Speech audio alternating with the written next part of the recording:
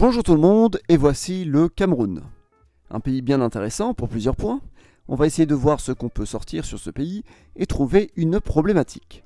Tout d'abord, le pays fait 475 000 km² environ et sa population est de 28 millions d'habitants. Sa forme est un peu étrange, mais elle est le résultat de la colonisation, on a l'habitude en Afrique. Les Allemands ont colonisé ce territoire par la côte, qu'ils ont nommé Cameroun. Ce nom de Cameroun était déjà utilisé par les colons portugais bien avant.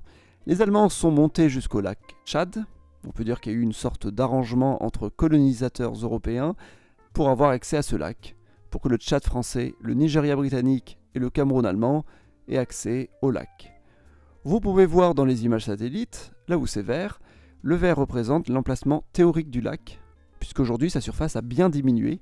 Il se contente d'être réparti entre le Tchad et le Cameroun, mais l'avantage de cette diminution, c'est que c'est devenu tout vert. En effet, on a une sorte de zone verdoyante et cultivable au milieu du désert.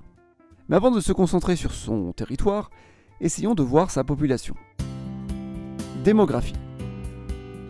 Le Cameroun est un curieux mélange. Les mélanges sont assez courants en Afrique, car de nombreux pays ont vu leurs frontières dessinées aléatoirement par des colons européens, indépendamment des peuples. Tout d'abord, regardons linguistiquement.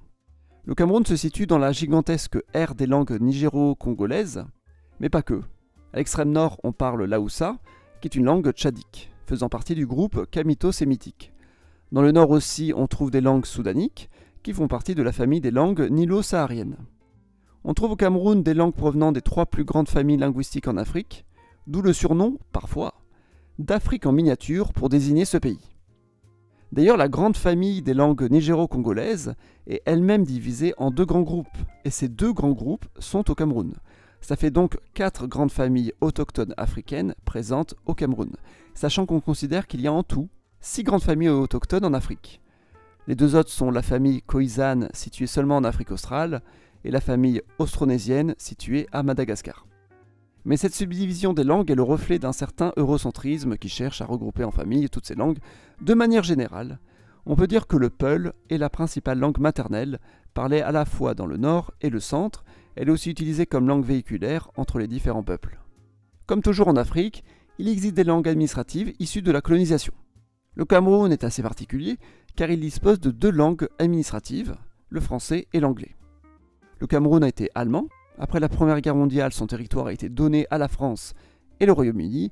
En 1961, au moment de l'indépendance du Cameroun, une partie du Cameroun anglais a été rattachée au Nigeria, mais une autre partie est restée intégrée au Cameroun.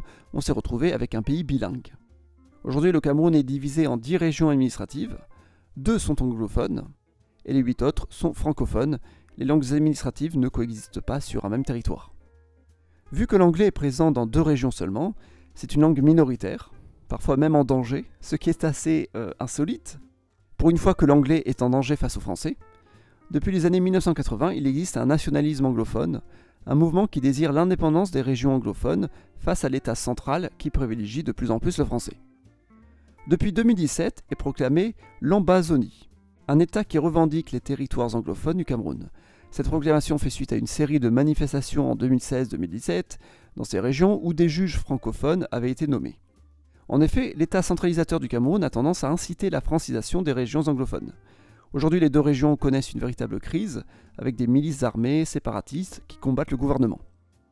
En ce qui concerne la religion, le Cameroun est lui aussi dans un entre-deux. Le pays est majoritairement chrétien, mais le nord est plutôt musulman. Le pays, comme beaucoup de pays d'Afrique, est situé sur la frontière entre le monde musulman et celui chrétien. L'islam a été ramené par les conquêtes arabes, puis par les échanges sahariens. Le christianisme a été ramené par les Européens plus tard, là où l'islam ne s'était pas déjà imposé. On peut dire qu'il y a un tiers de musulmans, un tiers de catholiques et un tiers de protestants environ. Les régions anglophones sont bien plus protestantes que les autres. On voit l'influence de la colonisation sur les religions. Enfin, il existe aussi des langues nouvelles, comme le pidgin camerounais. C'est une langue créole créée à base d'anglais et utilisée surtout dans les régions anglophones. Ensuite, il y a le kemfranglais, qui n'est pas vraiment une langue, mais plutôt un argot, une sorte de langue française très influencée par l'anglais camerounais, notamment dans les grandes villes où vivent des communautés anglophones immigrées. Réseau. Le Cameroun a un réseau urbain et routier articulé autour de Yaoundé, la capitale. Il est difficile de connaître la population des villes du Cameroun, on trouve plein de statistiques différentes, plein de projections et d'estimations. On va dire que Yaoundé compte environ 2 à 3 millions d'habitants, c'est la capitale politique. On y trouve aussi un aéroport, un des deux principaux du pays. Car en effet, le principal aéroport du pays est celui de Douala. D'ailleurs, la ligne aérienne Yaoundé-Douala est la plus importante depuis ces deux aéroports. Douala compte environ 2 à 3 millions d'habitants. Elle est considérée comme la capitale économique et le principal port du pays. Il se peut qu'elle ait même plus de 3 millions d'habitants et que son économie correspond à plus de la moitié de la richesse du pays.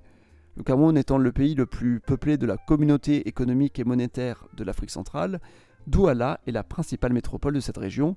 On peut même dire que Douala est le port du Cameroun, de la Centrafrique et du Tchad. Maintenant, regardons le réseau routier. Il existe une route entre Douala et Yaoundé qui est la Nationale 3. C'est l'axe majeur du pays. Depuis récemment, une autoroute est en construction. Pour le moment, la moitié du tronçon est en cours, celui entre Yaoundé et la moitié orientale de l'axe. Ensuite, depuis Yaoundé, il y a la route nationale 1, qui va vers l'est, puis vers le nord. Elle va d'abord jusqu'à la petite ville de Garoua-Boulaï, à la frontière de la Centrafrique. De cette ville, on peut ensuite aller vers Bangui, la capitale centrafricaine. Ensuite, la N1 monte jusqu'au nord en allant à N'Djamena, la capitale du Tchad. Au nord, on trouve la ville de Garoua, la troisième ville du pays et la métropole du nord. Elle compte peut-être un demi-million d'habitants, ou moins, enfin on ne sait pas vraiment. La quatrième ville est Bamenda, la métropole anglophone du Cameroun. Les cinquième et sixième villes sont Maroua dans l'extrême nord et Bafoussam, la deuxième ville anglophone. Dans l'extrême nord, on y trouve aussi une capitale transfrontalière, puisque N'Djamena est située face au Cameroun, et une partie de sa banlieue est au Cameroun avec la ville de Kousséri.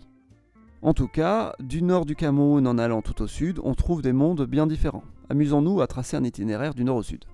À l'extrême nord, on est dans un paysage désertique. On commence par le lac Tchad, qui est une des zones vivables au sud du Sahara.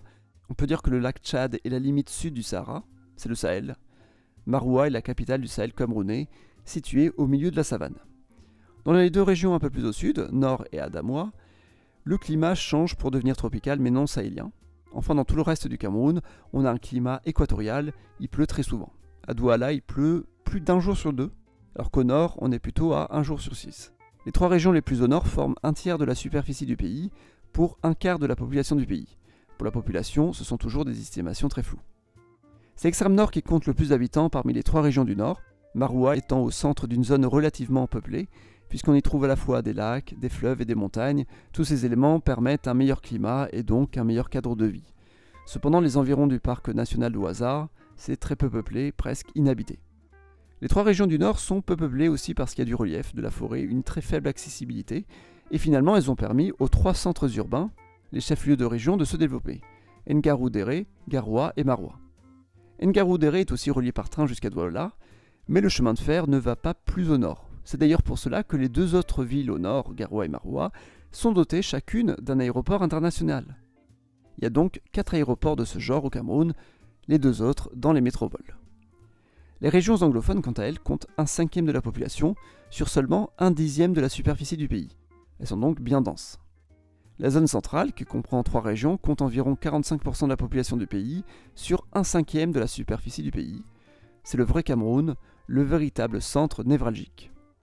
Enfin, il reste 2 régions au sud et à l'est. Ensemble, elles comptent 1/10 de la population du pays, sur le tiers de la superficie. On entre dans un monde très peu peuplé, celui de la jungle africaine équatoriale. La région de l'Est a une très faible densité. Au nord, on trouve le chef-lieu et quelques villes, mais dans tout le reste de la région, c'est de la jungle. À titre de comparaison, le Gabon a une densité de 10 habitants au km². On est dans ce genre de densité, sauf qu'au Gabon, il y a plusieurs villes littorales, ce qui augmente la densité moyenne. Économie. Le Cameroun est un pays central, car il est l'accès maritime pour des pays comme le Tchad ou la Centrafrique. Autrefois fédération, le Cameroun s'est aussi centralisé aux grandes dames des régions anglophones. L'économie camerounaise dépend des matières premières. Ça peut aller de l'agriculture, qui touche une grande part de la population, au pétrole, qui prend une grande part du PIB. Le pays est aussi instable politiquement, pour 3 raisons. Premièrement, avec les violences dans les régions anglophones. Deuxièmement, avec les violences dans les régions du nord, liées aux attaques islamistes dans le nord du Nigeria. Et enfin, avec la centralisation des pouvoirs autour de Paul Biya, président du Cameroun depuis 1982. Ça fait désormais plus de 40 ans, et on ne sait pas ce qu'il va se passer quand il ne sera plus là. Le golfe de Guinée est très pétrolier, mais juste en face de Douala, on trouve l'île de Bioko, qui appartient à la Guinée équatoriale, et grâce à cette île, la Guinée équatoriale a de bonnes réserves de pétrole dans le golfe. C'est de l'espace maritime en moins pour le Cameroun, qui est très désavantagé par cette île. Le pétrole profite dans tous les cas à Douala, qui est sur la mer. C'est à proximité de Douala qu'on trouve la compagnie camerounaise d'aluminium. Ailleurs, il y a la culture du bois.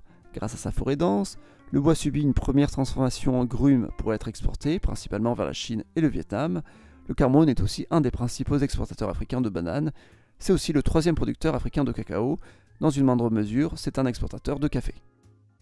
Bref, c'est tout ce que j'avais à dire sur le Cameroun, un pays en proie à des crises internes entre les zones anglophones et musulmanes, où la corruption a tendance à centraliser ce pays qui devrait tenter d'aider au développement des autres régions. Si la vidéo vous a plu, mettez un pouce bleu, abonnez-vous et à la prochaine.